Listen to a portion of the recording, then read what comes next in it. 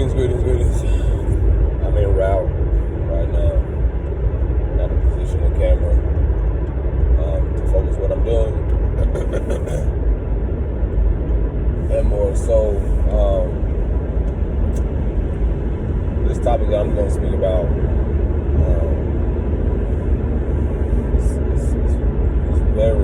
it's going to be very intense and touchy and to depth. But shout out to all of you that will tune in and see this and hear this and so forth. But what I want to express right now is this. Why is my anger a stranger? And I'm going to make this very clear when I use this terminology or this term black, because again, I do not, and those of you that do know that I know, I want to make this very clear that black and white is an adjective, those are colors. But I do know some people in the realm of things use the terminology black to describe a narrative, for ethical purposes, whatever you want to call it, cultural purposes and so forth. So when I use, just be mindful for educational purposes, I'm saying this for a reason. I'm saying this for me. And this is not about division. This is just about acknowledging self-hatred, racism, division, anything that has anything to do with, connecting to the ego and wanting to divide people. But I want to speak for not only young men such as myself of darker shade, but also for those who can connect and have similar experiences. But why is my anger a stranger to the world? Why is my anger such a detriment to society? Why is my anger feared? And I ask myself this because, again, in a world and in environments and so forth where, and I'm going to use just both sides to where, again, I've seen people express their anger and embrace it so much from my own childhood. And then, I'm not your average, let's say, and I'm not singling anyone out, but I'm not your average 5'10", 5'9" guy. I'm about 6'4", and with, a muscular build. And I'm not saying too big, but athletic build. But I'm speaking for a lot of men that, again, are bigger and more so just because naturally they've been gifted with size. They've been gifted with all these things. But why is our anger feared? And the anger of our mothers, as melanated people or people of darker shade, why is it that when people that are darker, why is their anger more fearful than a woman and or a man that may not be expressed on the level as they, be more as passionate in their anger? Why is my anger feared?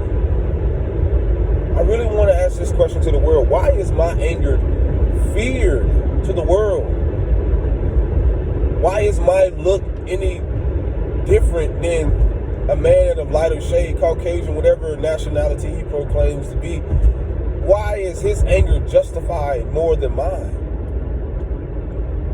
I really want to know this. The little boy in me wants to know, why shouldn't I be entitled to anger and express my anger and frustration? Is that not a part of my identity? My human makeup, my human design? Isn't my emotions a part of who I am? And I'm not saying that I cannot do this. And I'm not asking for permission, because that's the thing. Since I was young, I didn't need permission to be angry. But I've learned just being in certain relationships, and I've analyzed and observed this a lot. Is that when you're talking about, let's say, let's use the U.S., this country, as an example, as when when the narrative about someone that's dark or darker is pushed, why is it always centered around them being angry, miserable, unhappy, uncomfortable? And the same goes for our women that are darker shade. Why is this? Because it's not to say we're always like this. It's not at all. But isn't that a part of everyone's human design and makeup? Who is pulling the strings? Who are puppeteering the people? Not just the media, but everything around here pushing this narrative that we don't want to fucking question. Why is it my anger? Why is it too much? Why is it that people feel like I can be too much? Or are they not enough for who they are? My expression isn't too small. My expression is who I am. And that's what I realized, how much like playing small, or the narrative of being pushed that people of darker shades should be, they're smaller, or they're less valuable,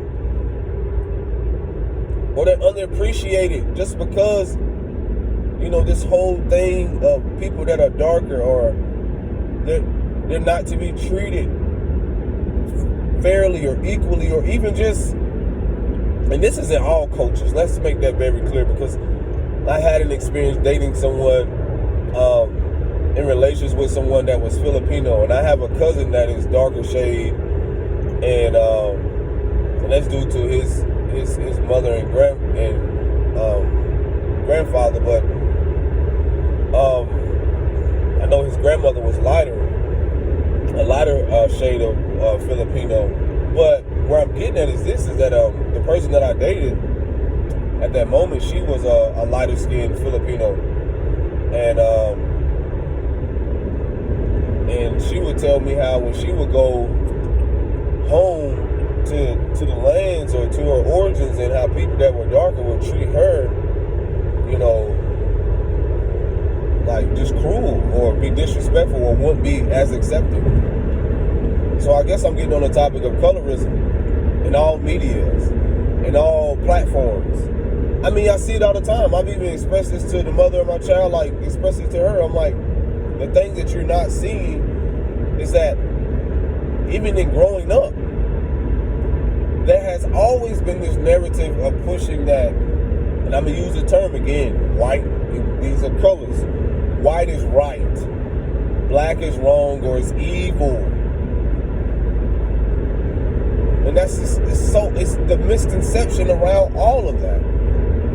Shit, you can't have the stars without the darkness. You cannot have nothing without darkness or the blackness of anything.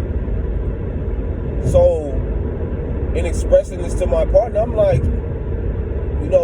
telling someone like, why is my anger any different than yours? It's because my look or my expression, which really my expression is my creativity, or how I could, do my face this way, look this way, and even when it's not intentionally trying to harm no one. Why is it that, again, you can be looked as, someone that's lighter shade can be easily looked at as innocent, but do some of the most cruel things and get away with it? Like, we don't see this, that's a narrative. This narrative have always been pushed. I mean, speaking from my experience growing up,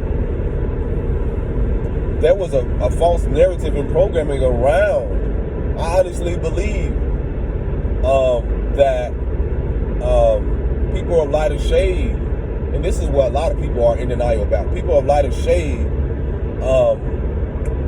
had it much more better, or they were more calm, they were more successful, they had everything together. This is the narrative that was pushed, that we want to deny, but this was the narrative that was pushed and still trying to be pushed. Like I said, this is not to judge anyone about their circumstances or to single anyone out. It's just simply the fact of the powers that were in the narrative that was trying to push. When you look at these commercials, the makeup, when you look at a lot of things, and I'm not trying to single anyone out or say everyone of a lighter shade is like this, but when you see the colorism, when you see, again, someone such as myself that is darker, you don't know the looks that I get. I've been currently where I've been at, and this is not playing victim at all. It's just my current situation or circumstances, into where, again, I've experienced this growing up, to where being in environments where you don't feel wanted or appreciated or even valued as a human being, just because of the color of your skin, just because you wear your hair a certain way, just because you have tattoos, just because also you have skeletons just like everyone else. And this is something that everyone wants to ignore. Because I know people personally of lighter shade or whatever that have done, like I say, I'm not trying to outweigh anything about what I've done, but I know people of lighter shade that have done some things that are not so pretty. The current environment that I was experiencing was in a community where, again, there are more lighter shade people, and it's very evident that they are not accepting of people that are darker. And we want to deny that this shit isn't still going up. Man, come on, let's be real here. But it doesn't shake or rattle me, because, again, I grew up in the South. And this is all over the world, but I grew up in the South where, again, this was prominent. And some people made it very clear, but then again, unintentionally, they couldn't hide it. Because I could see right through it. Not only could I see right through it, but I also can laugh at it now, because as much as people wanted to hide, who are people to decide who can live somewhere, who can be somewhere, who they can date, who can they accept, and so forth? And that's the ego, and that's a lot of things where this control or this illusion of control, when it comes to people, you know, their manipulative tactics, their money and all this status and all this other stuff, and had no sense of integrity, have no sense of authenticity.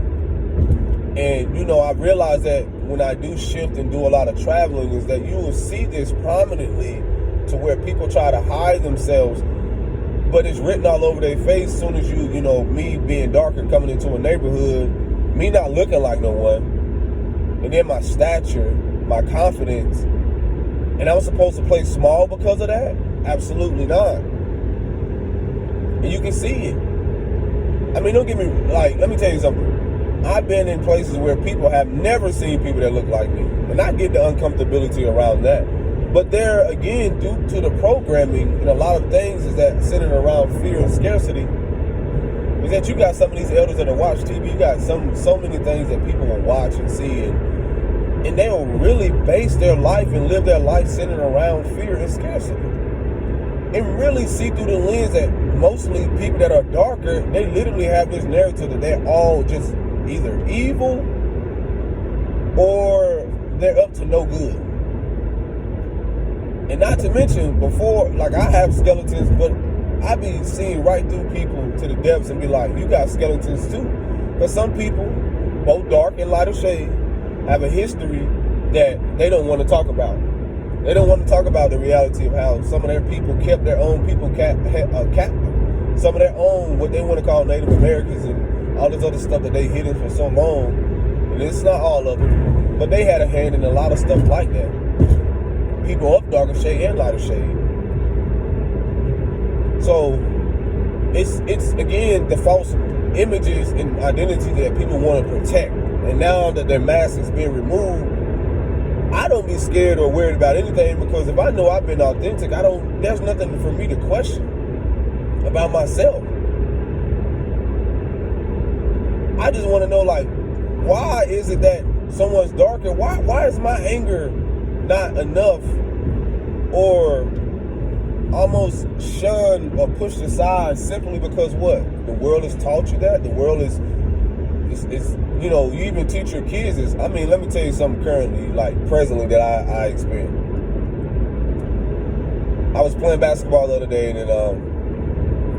this young man, like, it's like, I don't know what drives people. And I'm not saying this is all people of lighter shade, but again, being in a predominantly, because I don't classify people as just Caucasian, because I know about nationalities and people that are Irish descent and so forth. I'll just use the term lighter shade, or someone of paler skin. But I'm playing basketball, and again, I realize that I am put in these positions, again, having to do with a lot of my self-value and my self-worth. Like, that's what it reflects to me. And it's different for everyone, but individually, it shows me, like, can I stand in my power? Can I still be me? Can I still walk with integrity?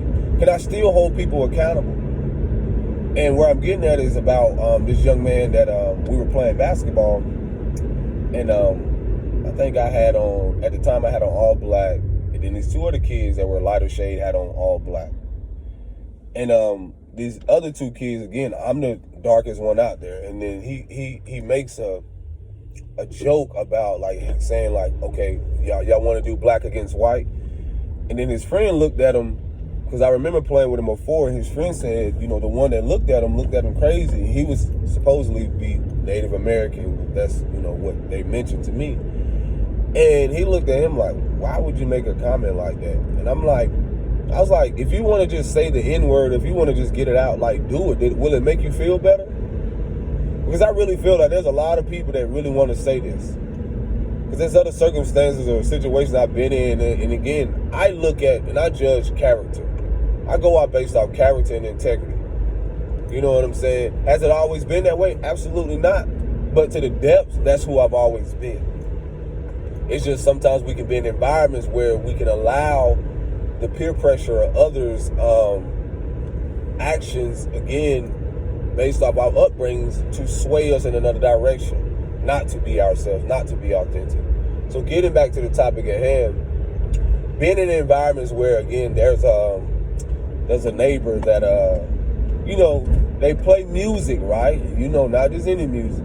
These are lighter skinned people, and this, like, again, I'm not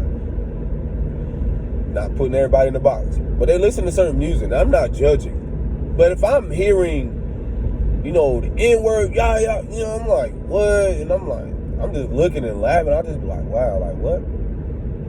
And I'm just, again,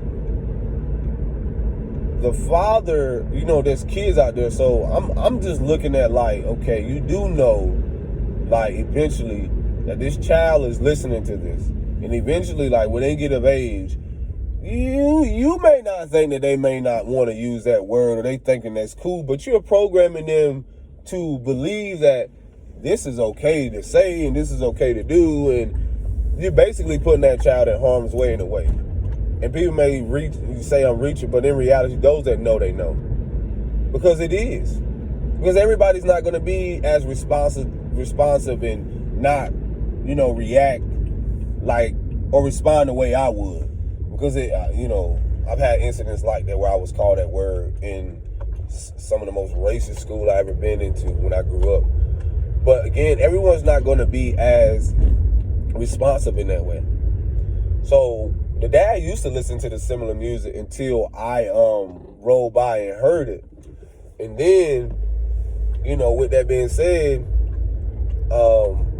he then began, like, he saw how awkward it was, because, he was like, oh, this dude right here listening to this, I mean, he can see me or whatever. He didn't say it or mention it. It was just the awkwardness in, like, now that he doesn't play it, but people have the courage to listen to this stuff. Like I said, it's none of my concern of business, but it's just the awareness.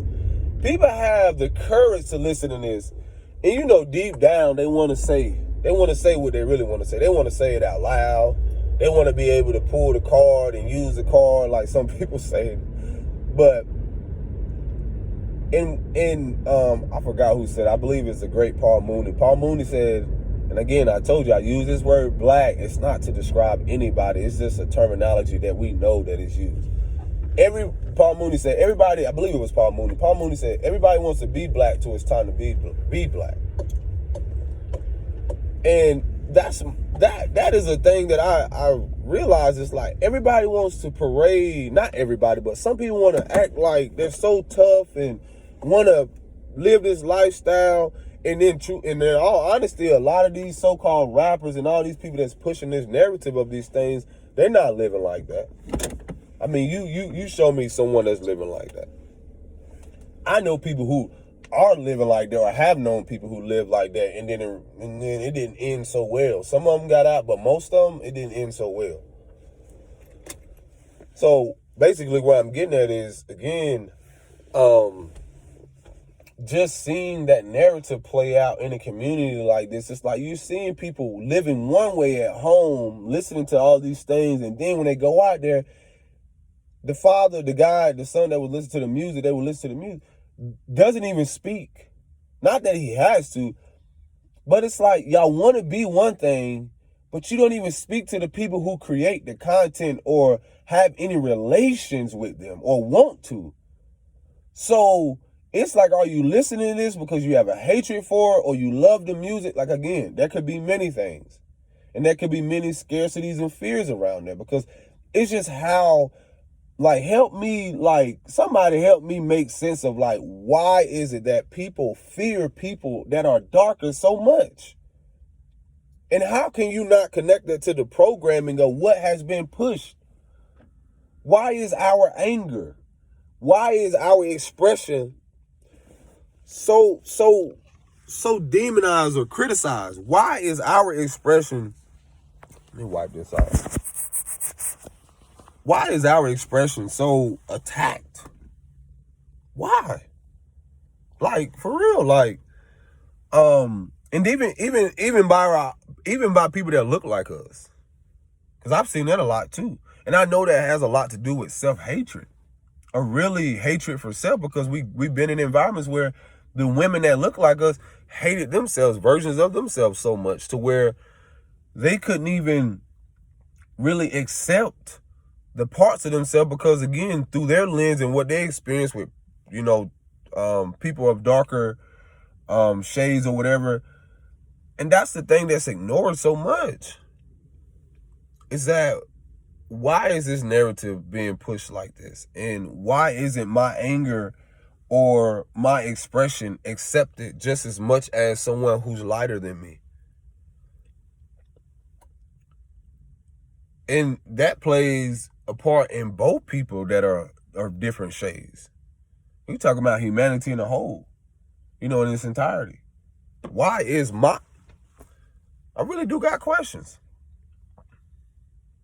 So, and again, this connects to a lot of trauma. This connects to a lot of things that has been ignored within ourselves.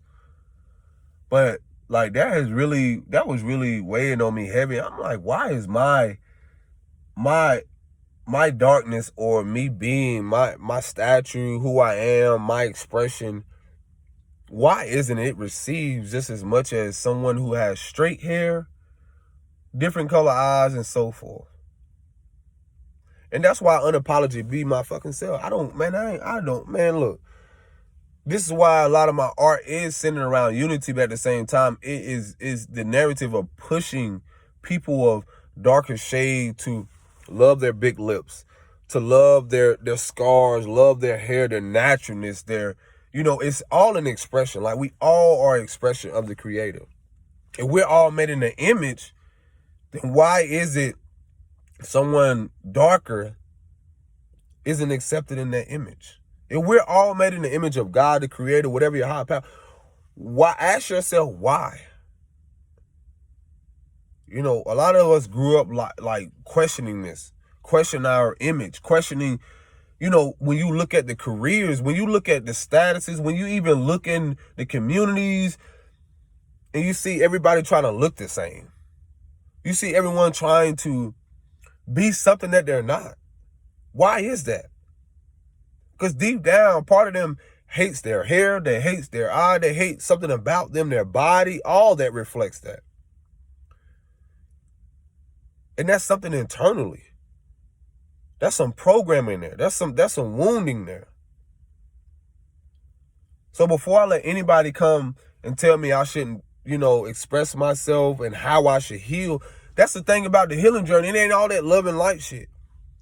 You really go through the darkness. You go through the darkness to see the light. So for me to paint this narrative like it's all love, like it's not. Because it can be, in that love and light is also darkness, it's anger, it's emotion, it's frustration. It's a lot of things that I'm purging out. So I'm not going to ever portray that image of like, oh, it's all this. It is not. Because when I look to the depths of what my ancestors went through, what my mom went through, what my grandmother went through, and from my YouTube, talking about this internal pain, this emotions that they've been harboring and repressing for so long.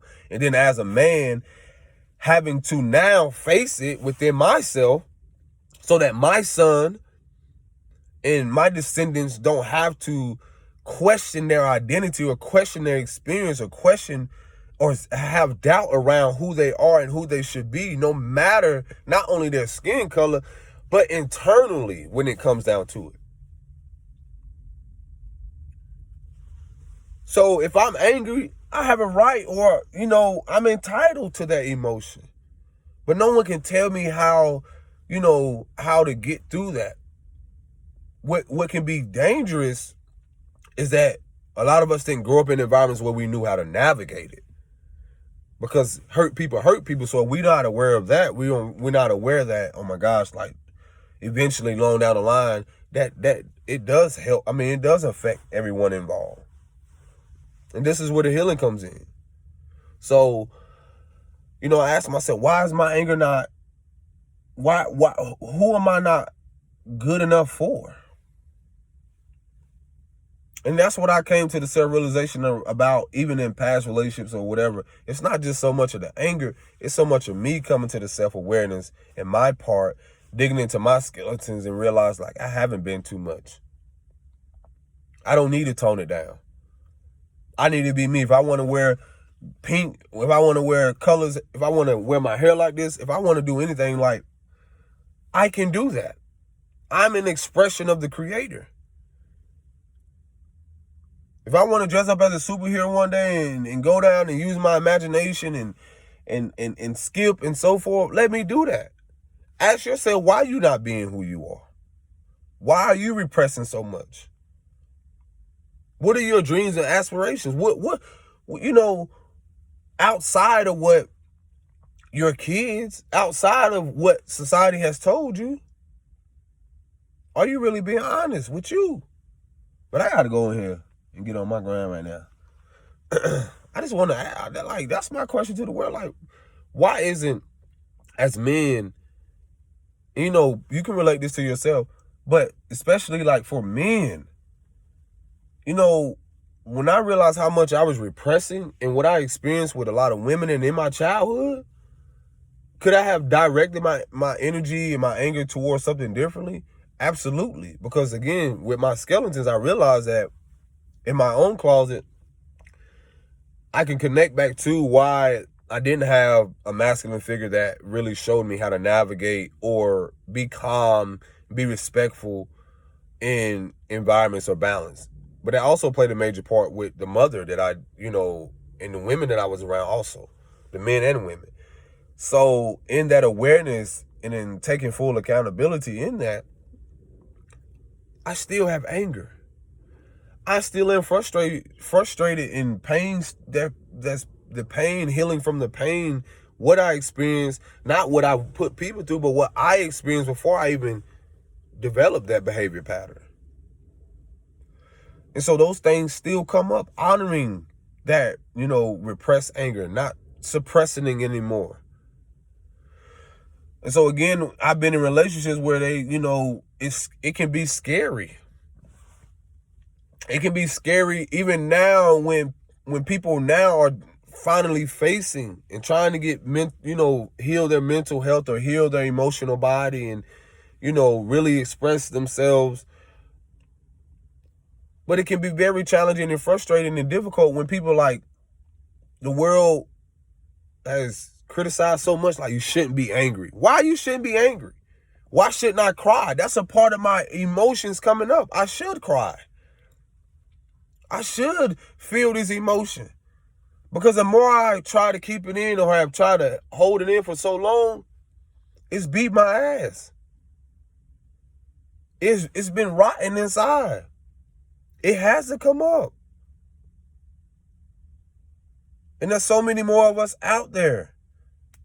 And this is my safe place as of now. There's other things I do to feel safe, but this is my safe place as far as this platform to express to y'all. I'm asking the women out there and everyone, like, why, to the women that look like me, why isn't my anger justifiable? If I experience some things from my past with my mom, with anybody and so forth, why isn't there a safe outlet or a place where I can express my anger instead of going into trying to play sports or automatically be subjected as anything that doesn't honor emotions and doesn't have, why isn't there places where we can go and break some shit? Literally, I'm being real, like, you know what I'm talking about, like these places where they have cars or have stuff in there. Why isn't there things like that for us? Why is always the outlet we always want to put our kids in sports and stuff, but not really attending to their emotional health, their mental well-being? We go. This is what I've been saying. We go through painful experiences and traumatic experiences, and we're forced into these environments where we're playing sports. And if we don't, you know what I'm saying? Not all of us, but if we don't, but this is what I've seen from my experience. If we don't, then we create this whole false identity around trying to be this person or this person. In reality, we're not none of them. That's not even our path. That's not even our calling. And so now you're seeing a lot of us as men, 20, 30. It's not to blame no one. The reality is, when you were a certain age that, if you've been shunned or if you've been around narcissistic upbringings or had mother wounds or mommy issues, a lot of that comes around where you had a control freak in the home. You had someone who didn't allow you as a little boy to really say nothing, to really speak. And you became very hyper masculine. You became responsible for their emotions and their shit early. But now that I want to express my emotions, where is a place? Where is a safe place for that to do? It ain't even just a relationship. Where is that for me to do without it being like me looked as a criminal, or me being as, ostracized? Where is that for me to create that? Because it's a silent cry. I'm not crying out or asking for attention, but there's a difference between the nurturing and the relationships that we are needing as men. The ones that we're hurting and we don't know. I'm telling y'all some gems. We don't know. A lot of us don't know how to navigate these emotions. And most of these men, young boys that grew up in single parent homes, and most of the time, if they've been around narcissistic mothers or controlling mothers or mothers that didn't have respect for themselves and most of the time didn't have respect for men, that were on governmental assistance and so forth, that was pushing, they were hiding behind us. They were hiding behind us, but also using us as a container for their emotions. They were using us to project on. We were the target as young boys. I'm speaking from experience.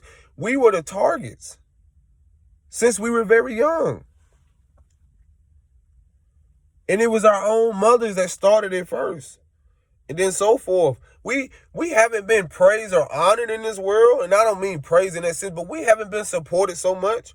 And let's bring religion into it. Some of our mothers and grandmothers and so forth, they care more about a lighter skinned man religiously more than their own sons and fathers.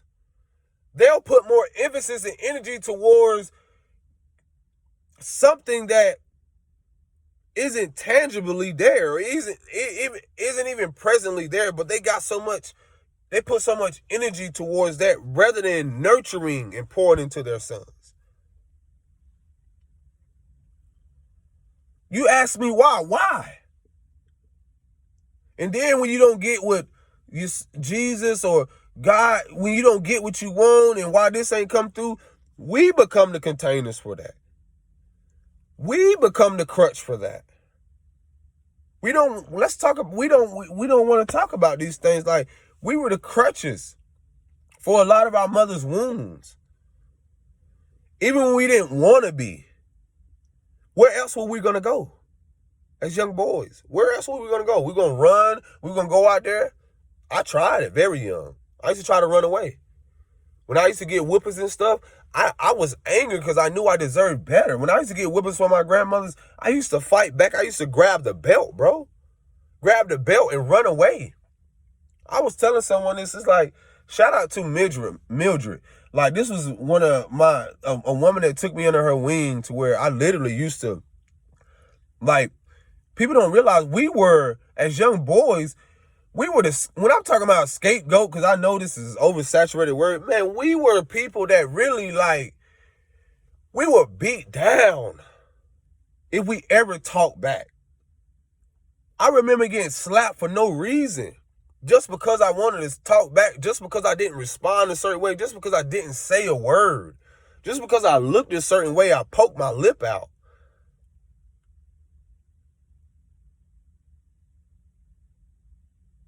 Because I didn't know how to respond to someone who said they love and care about me, but I'm scared of you at the same moment. And now, digging into my skeletons, I realized, like, not living out that pattern no more, I relived that. Thinking that, because I didn't know to the depths of that anger. But again, why is my anger feared so much? Again, going back, shout out to Mildred. This is a woman, like, I used to run away.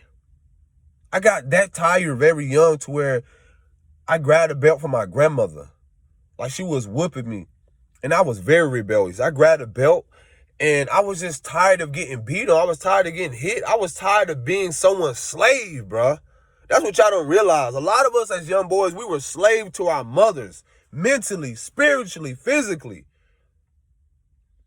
And then to even now try to break free from that, because we know they're so toxic and karmic, and they're still trying to create this narrative like they did nothing.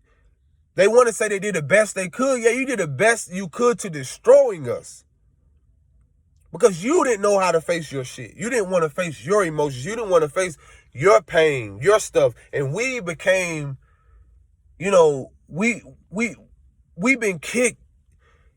We were kicked young. When we were down, we as young men that are dark, and not all of us, but me from my experience, we were kicked when we were down. Because think about if I was young, and here it is, I'm trying to express myself, I'm trying to show up, and I'm being spanked because I want to express myself, because I don't need to talk back, or I don't need to show up as myself. I'm just trying to express myself. And then who could I go to? Because there's no men, there's nobody around. You can't always go to church with everything. You can't always go to the pastor. Like, you want me to go to Jesus?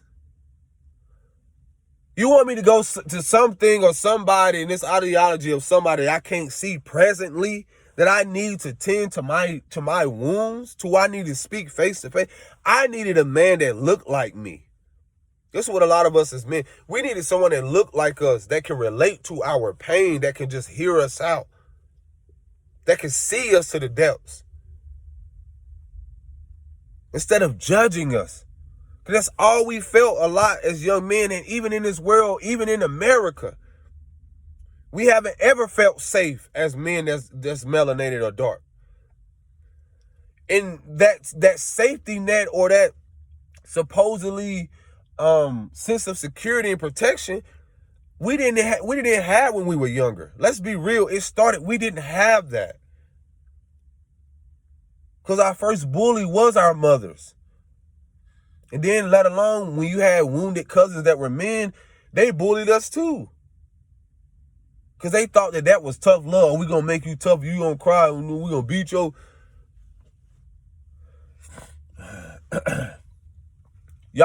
We crying out. We got a silent cry. But who do we cry to? Without being manipulated. Who do we cry to when the women that we want to trust in and console in and be held and be nurtured? Who do we cry to When most of our life, they manipulated us emotionally to believing that you're not going to find better. And when you do, then what?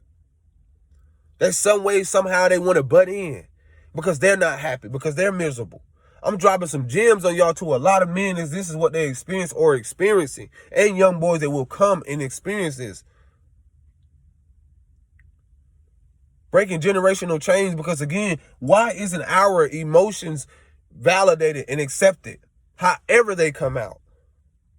Why is our anger different? Why is my anger different as a man that's darker or of this shade different than any other man that displays it?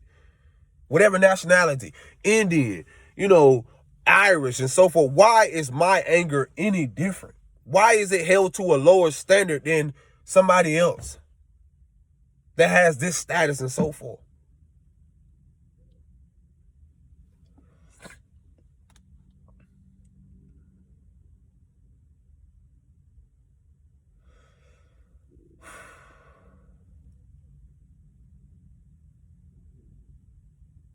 When I start holding myself accountable and taking full responsibility, that means for the same people in my life who inflicted the pain. And also me taking full responsibility and accountability is also my role in who I unintentionally and intentionally hurt. But I'm also holding people to that. As I hold myself to a higher standard, I'm also holding other people accountable for their actions. That being my mother, that being my grandmother, that being anybody. Because nobody's exempt.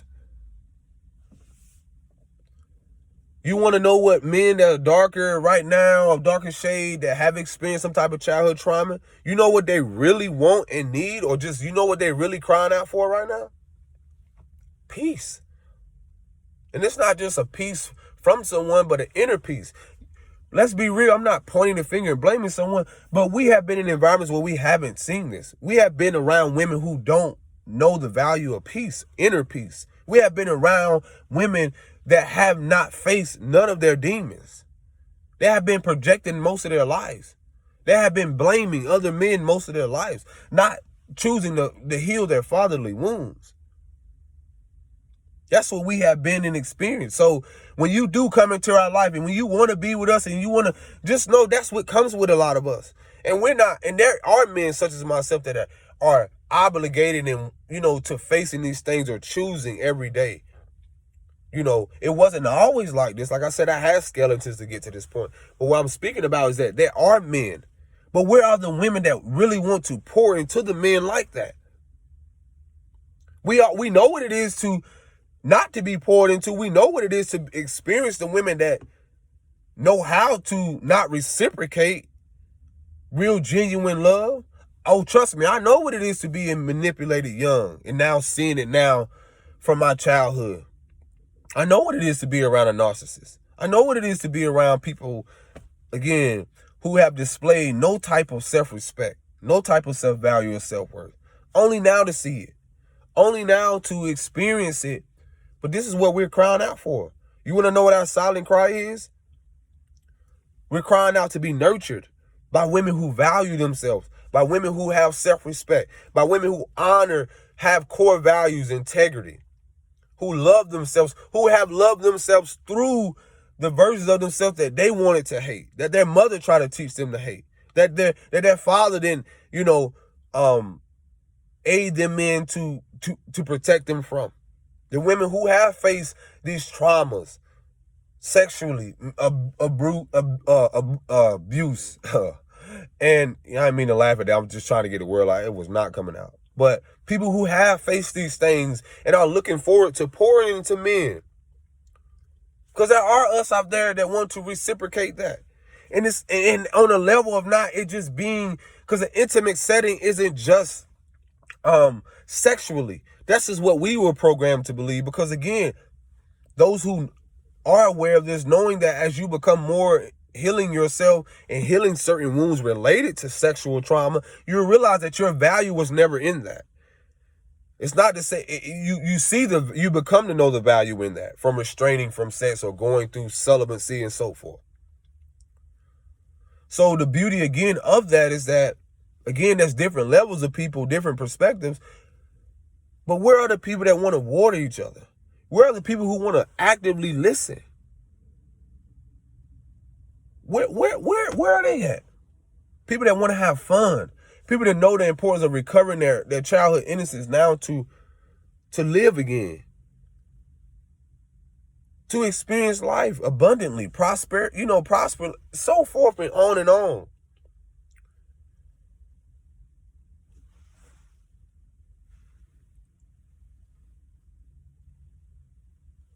Some of we tired just like y'all are. There are men that knows the effect of what we put women through. But before that, we also know what we went through. Why is that overlooked? Why is our anger? Why is our emotions overlooked as men? It goes both ways is what I'm speaking of, but why, certain men you approach, we're not concerned about what we bring to the table and all these things dealing with finances and so forth like that. That's a whole, I don't even speak at this level. It's just what about emotional intelligence? What about being intellectual? What about men that can see you to the depths, knowing that you're still hurting, knowing that you're still going through something and you're in denial, and he respectfully wants to move on, but you disrespectfully want to pull him into something karmic, something that you know that you want to pull him into something that you know, because he know his self-worth and self-value. And that goes both ways with women too. Because I've been on both ends to where, again, my own skeletons. I pull people into certain things knowing that I didn't want to be all in and being committed. But now being where I am now, it's like, where's the awareness? Where are those people? What type of world are we creating? Where are those people that want to create a world centered around that? That value, have some core values. Where are the mothers and fathers that don't hide behind their kids? They really want to live their life and know that if they know the importance of individually living their life and also realizing the importance of that their child still individually will come to live in their life. Like, let me go in here. I don't stay, man, I feel much better though. I just want to get that out. Let y'all know it is what it is. So, peace and bliss and shalom. Take care of yourself. Be there for you. Peace.